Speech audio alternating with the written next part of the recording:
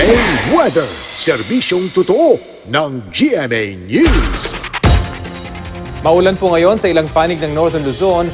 Sa rainfall forecast ng Metro Weather, uulanin ang Cagayan Valley Region, Aurora Province at ilang panig ng Central at Southern Luzon.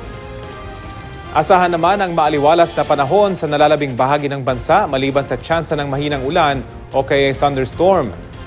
Sa Lawag City, maulap ang papawirin pero mababa ang tsansa ng ulan. Magiging maaliwalas naman sa Quezon City o sa Queen City of the South ang Cebu. At sa Davao, maayos din ang panahong mararanasan ngayon namang Lunes.